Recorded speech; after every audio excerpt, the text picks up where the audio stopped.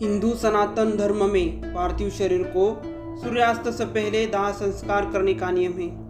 सनातन धर्म में साधुओं को समाधि और सामान्य जनों को दाह संस्कार किया जाता है। इसके पीछे कई कारण हैं। साधु को समाधि इसलिए दी जाती है क्योंकि योग, ध्यान और साधना से उसका शरीर एक विशेष ऊर्जा से घिरा हुआ होता है, इसलिए उसकी शारीरिक ऊर्जा को प्राकृतिक रूप से विसर्जित होने दिया जाता है। जबकि आम व्यक्ति को इसलिए दाह किया जाता है क्योंकि यदि उसकी अपने शरीर के प्रति आसक्ति बची हो तो वह दूर हो जाए, और दूसरा यह कि दाह संस्कार करने से यदि किसी भी प्रकार का रोग या संक्रमण हो तो वह नष्ट हो जाए। बाद में बची हुई राख या हड्डी को किसी नदी में विसर्जित किया जाता है। इसका यह कारण है कि नदी में उस हड्डियों को डालने से बची कुची हड्डियाँ पानी से निकल जाती है और शमशान में साफ सफाई का काम भी हो जाता है। रही नदी की बात, तो वह अपने आप को निर्मल बनाना तो जानती है और मिट्टी के शरीर को मिट्टी में मिलाकर छोड़ती है। ज़्यादातर लोग अंत्य संस्कार के नियमों में सवाल उठाते हैं, लेकिन वे यह नहीं जानते हैं क्या सनातन धर्म में जो भी कार्य किए जाते हैं उनके कई कारण और नियम हैं। जब किसी व्यक्ति की मृत्यु हो जाती है तो उसके अंतिम संस्कार में शामिल होने के लिए दोस्त तो क्या, उसके दुश्मन भी आ जाते हैं। यहाँ तक कि अंतिम संस्कार में भाग लेने और अर्थी को कंधा देने के लिए भी पीछे नहीं हटते। ऐसे में क्या आप जानते हैं, हमारे धर्म ग्रंथों में अर्थी को कंधा देने वालों को कुछ सावधानियां बरतने के लिए कहा गया है, लेकिन उसके बारे में ज़्यादातर लोगों को जानकारी नहीं है।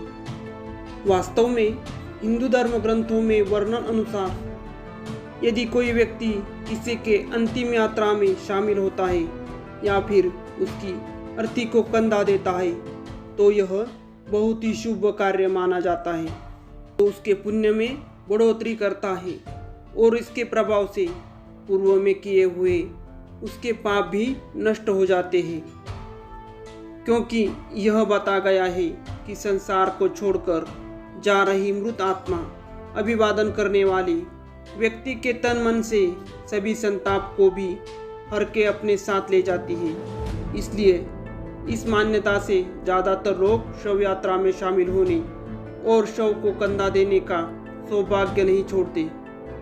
मित्रों, शास्त्रों के अनुसार हमें उस व्यक्ति के अंत यात्रा में भी जरूर जाना चाहिए जो हमारे घर के आसपास के 100 गज के दायरे में रहता है, और ऐसा होता भी है। आज भी गांव में लोग अपने आसपास किसी के घर में मृत्यु हो जाए तो घर में चूल्हा तक नहीं जलाते, और जब तक उसकी अर्थी न उठ जाए किसी तरह का कोई शुभ कार्य या फिर पूजा पाठ नहीं करते। असल में इसके पीछे की मान्यता ये है कि जहाँ शव पड़ा होता है उसके आसपास का क्षेत्र भी नकारात्मक ऊर्जा से भर जाता है, जिसे सुतक कहा जाता है। चलो अब शास्त्रों में वर्णित उन संकेतों के बारे में बताते हैं जिसे किसी भी शव यात्रा में शामिल होने वाले या फिर अर्थी को कंधा देने वाले को ध्यान में रखना चाहिए। आपको बता दें, यदि मृत व्यक्ति कोई ब्राह्मण है जिसे आप कंधा दे रहे हैं तो आपको यह जानकर जरूर हैरानी होगी कि आपको एक कदम चलने मात्र से एक यज्ञ के समान पुण्य मिलता है। इसके अलावा इसका एक और नियम भी है, जो भी व्यक्ति ब्रह्मचर्य का पालन करता है वो किसी भी अन्य व्यक्ति के मृत शरीर को अर्थी को कंधा नहीं दे सकता और ना ही उसकी शव यात्रा में शामिल हो सकता है। वो केवल अपने माता पिता और गुरु की अर्थी को कंधा देने का अधिकारी है। नियम से अनजान यदि कोई व्यक्ति किसी ऐसे व्यक्ति के अर्थी को कंधा देता है उससे उसका ब्रह्मचर्य खंडित हो जाता है। इसके अलावा मित्रों, मुक्ति धाम में प्रवेश करने वाले प्रत्येक व्यक्ति को किसी भी प्रकार का अनुचित व्यवहार या फिर हंसी मजाक करने से बचना चाहिए। साथ ही इस बात का खास ध्यान रखना चाहिए कि उसे भी यहीं पर लाया जाएगा। अतः ऐसे में कोई भी व्यक्ति किसी भी प्रकार का अनुचित कार्य करती है तो समय आने पर यमराज या फिर उस क्षेत्रों के देवों को जवाब देना होगा। इसलिए मित्रों, अंतिम संस्कार में सम्मिलित होने वाले व्यक्तियों को जानना चाहिए कि अंतिम संस्कार के पश्चात बिना पीछे मुड़े किसी नदी या तालाब में वस्त्र सहित स्नान करना चाहिए और मृत व्यक्ति के नाम से जल अर्पण घर की ओर चलना चाहिए। मित्रों, इस बात का खास ख्याल रखें कि कभी भी चलो शब्द का प्रयोग न करें, क्योंकि जब तक मृत व्यक्ति जीवित था तब तक वो आपका मित्र या फिर रिश्तेदार लगता था, क्योंकि मरने के बाद वो प्रेत योनि में जा चुका है और अब आपका और उसका कोई सीधा संबंध नहीं बचा। ऐसे में यदि आप लौटते हुए चलो शब्द का इस्तेमाल करते हैं तो प्रेत रूपधर आपके साथ ही चल सकता है, जिसे आपको प्रेत बाधा भी हो सकती है। तो मित्रों, इस तरह संस्कार करके घर पहुंचे व्यक्ति को नीम के दांतों ने चबाने चाहिए। इसके बाद लोहा, जल, अग्नि और पत्थर का स्पर्श करना चाहिए। अब आप पूछेंगे ये क्यों?